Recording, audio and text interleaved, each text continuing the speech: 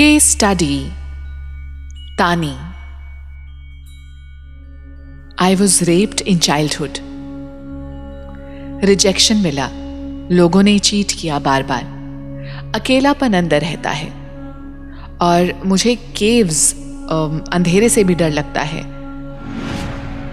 मुझे डर लगता है प्यार करने से, प्यार रिसीव करने से भी।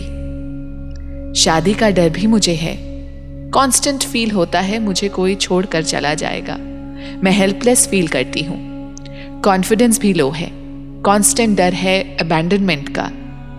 पर मुझे ये सब फील क्यों होता है? ये मेरे अंदर इतना इमोशनल टर्मोइल क्यों है?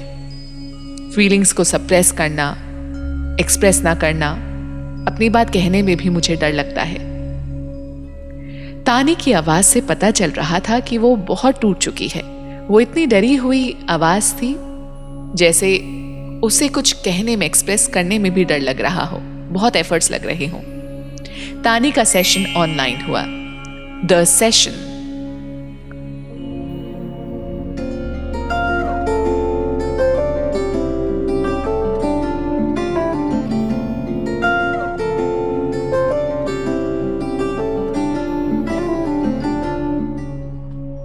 मेरा नाम वियाना है।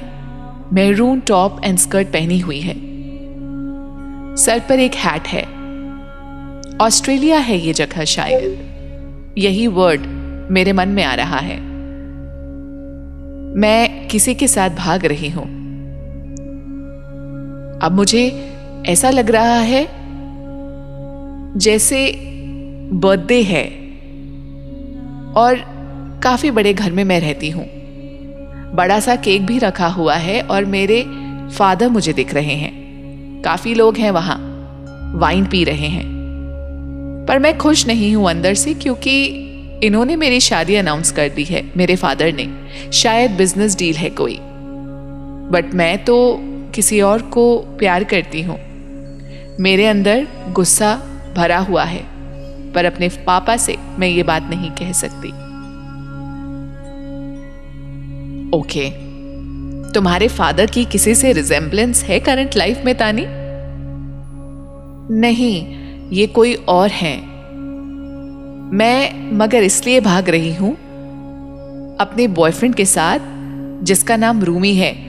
भागना तो नहीं चाहती, बट भागना पड़ रहा है क्योंकि मेरे पास कोई ऑप्शन ही नहीं है। When we moved ahead to the significant event of this past life, Tani said, ऐसा फील हो रहा है कि 30-35 साल तक सब ठीक था। हम भागकर जर्मनी छुप गए। मेरे फादर बहुत पावरफुल और इन्फ्लुएंशियल हैं, ऐसा फील हो रहा है। उन्होंने मगर हमें आखिर में ढूंढ ही लिया। हमारे घर कुछ लोगों के साथ वो आए। खूब चिल्लाया, खूब लड़ाइयां हुई। हाउ डेयर यू, तुमने हमारे साथ ऐसा क्यों किया? तुमने रेपुटेशन खराब कर दी मेरी। मेरे बॉयफ्रेंड रूमी को इतना मारा कि वो बच नहीं पाया और मुझे एक कमरे में बंद कर दिया गया, बांध कर। मैं सफोकेटेड फील करती रही। मुझे भी काफी मारा है वैसे। मुझे महसूस हो रहा है कि मैं बंद रही और धीरे धीरे बिना कुछ खाए पिए I passed away। मेरी आत्मा को लेने ना रूम ही आई है, उसकी सोल आई है। ओके, आखिरी थॉट्स क्या थे तुम्हारे तानी मरने से पहले? मुझे अमीर नहीं बनना कभी, मैं ये सोच रही हूं। गुस्से में तड़प रही है मेरी आत्मा। मेरी जिंदगी अच्छी थी, उन्होंने खत्म कर दी मेरे फादर ने, और अंधेरे में अकेला घायल मुझे छोड़ दिया। कितना डर लग रहा था मुझे। अपने बिजनेस के लिए अपनी बेटे की शादी करवा रहे थे फोर्सफुली। मेरे पास सब कुछ था, कंफर्ट था, पर डिसीजन लेने की फ्रीडम नहीं मिली मुझे कभी। क्यों मारा हमें? तानी स्टार्टेड क्राइंग। स्पिरिचुअल प्लेन में तानी को मैसेजेस मिले। तुमने ये लाइफ फॉरगिवनेस, माफ करना सीखने के लिए चूज करी थी। रूमी से ही अटैचमेंट था तुम्हें और सबको भूल चुकी थी तुम अपनी लाइफ में। रूमी के लिए घर पर रहकर भी तुम स्टैंड ले सकती थी, समझाया जा सकता था और सबसे इंपॉर्टेंट तुम्हारी जान भी बच सकती थी, रूमी की भी। हमेशा चुप रही तुम और बिना कुछ कहे भाग गई घर से। बहुत सा कर्ज तुमने दिया है गुस्से में और यही कर्ज आज तुम्हें आगे बढ़ने से रोक देता है। कर्ज देने से हम एक वाव में सामने वाले को और साथ में अपने आप को भी बांध लेते हैं। ये लेसन्स तुम्हारे तब से पेंडिंग हैं जो तुम सीख रही हो। तुम्हारी सोल को फॉरगिव करने में मुश्किल होती है। अगर तुम फॉरगिव करना नहीं सीखोगी, आगे बढ़ना नहीं सीखोगी, रिवेंज दिल में रखोगी तो तुम्हें भी कोई माफ नहीं कर पाएगा लाइफ में। जब तुम मांगोगी माफी तब भी। तुम्हारी सोल ने ये पैटर्न कट करना था जो हुआ नहीं और तुम्हारी आत्मा ने डिफिकल्ट लेसन्स चूज किए अपने लिए। पकड़ कर मत रखो, फॉरगिव करने से खुद की सोल आजाद होती है। कर्मों के फल से कोई बच नहीं सकता।